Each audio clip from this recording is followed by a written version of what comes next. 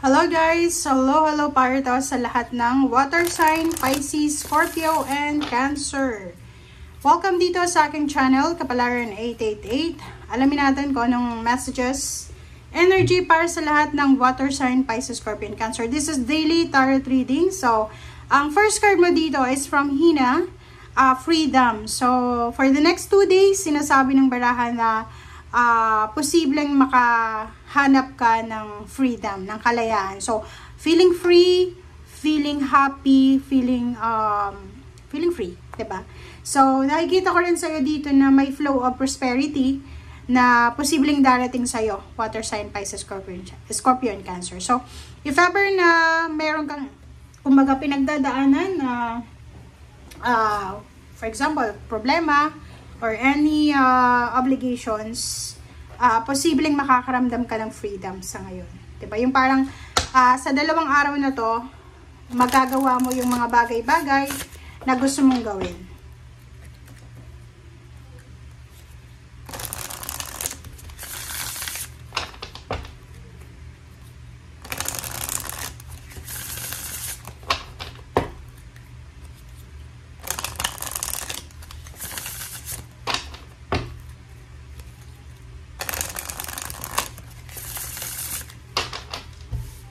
Okay.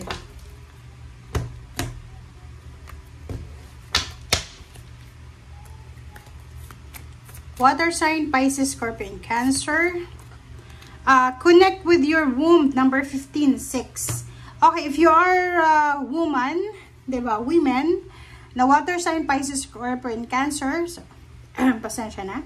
Sinasabi ng baraha sa'yo na take care of your reproductive organ, diba? Pwedeng may menstruation ka, pwedeng menopausal, or pwedeng marami kang mga issues sa yung reproductive organ, or pwedeng kailangan mo ng contraception, or posibleng meron kang mga issues sa yung matres, or kano pa man.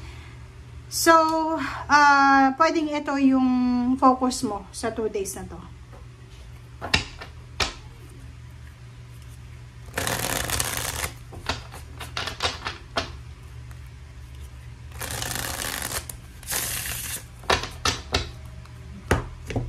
Okay, water sign, Pisces, Scorpio, Cancer. First 2 cards tayo. 21, 3, World, the World, and 10 of Pentacles. Water sign, Pisces, Scorpio, Cancer. Pwedeng may hinihintay kang pera. It's either lump sum of money. It's either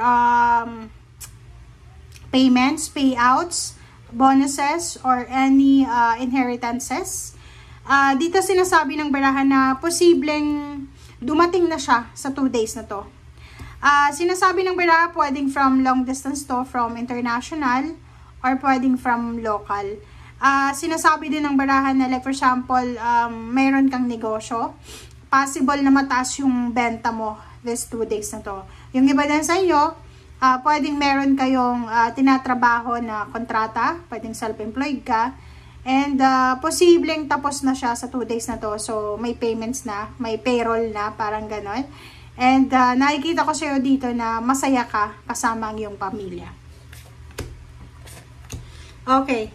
10 of Cups na reverse and the Emperor.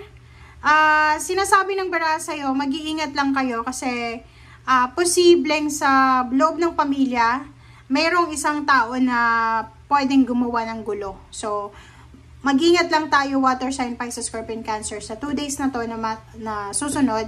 Kasi, posibleng yung stability ng family mo ay medyo may konting glitch siya.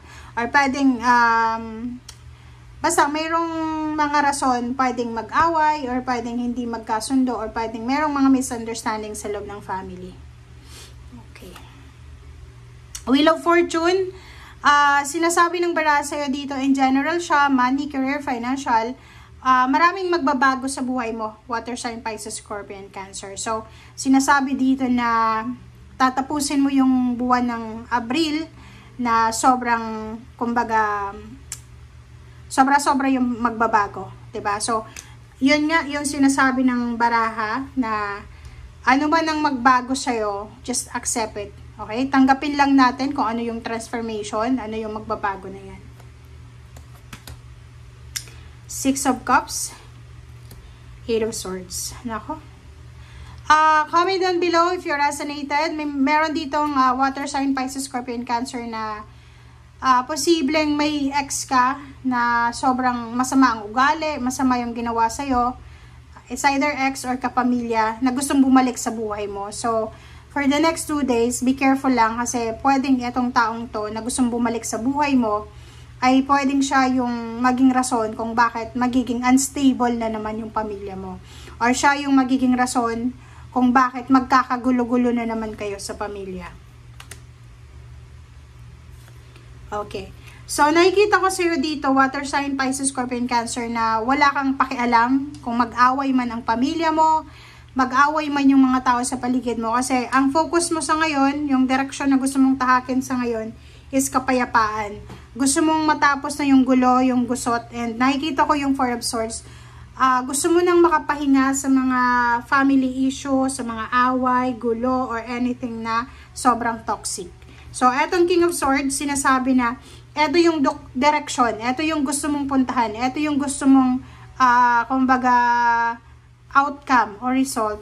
And, sinasabi ng barahan na kahit ang dami-daming gulo, ang dami-daming problema, mananatili kang peaceful, mananatili kang Four of Swords. And marami kang nakuha na lessons from your old problems or old hardships na end of the day, mag-isa ka lang na ipaglalaban yung sarili mo. So, kahit may mag-away-away na kapamilya, kaibigan, wala ka nang pakialam. Okay? Next card natin is Nine of Cups. So, nakikita ko sir dito na yung direction talaga na tinatahak mo sa ngayon is all about emotional, family, stability and balance. So, nakikita ko sa'yo dito for the next 2 days, makakatanggap ka siguro ng balita from someone na pwedeng magdala sa'yo ng sobrang happiness, and peace and harmony. Last card natin is Four of Wands, diba? So, nakikita ko sa'yo dito na anumang gulo, anumang gusot, anumang problema sa pamilya, ay posibleng maayos nila yan kahit wala ka. Anumang pinag-aawayan nila, anumang misunderstanding meron sila, maayos nila yon kahit walang tulong galing sa'yo. Nakikita ko sa'yo dito na yung focus mo ngayon is yung magkaroon ng stable na mindset, stable na katawan, stable na emotion, stable na relationship, stable na bahay, stable na lugar, stable na trabaho. Basta nakikita ko sa'yo dito, ito yung focus mo for the next 2 days. Nakikita ko rin sa'yo dito na maybe 4 months from now, so magbilang ka na lang, May, June, July, August. Isang family celebration ang posibleng mangyari. It's a reunion maybe, or pwedeng family occasion na masaya ito. Okay? So, yan guys ang sinasabi ng baraha. Maraming salamat. Water sign, Pisces, Scorpion, Cancer. Bye!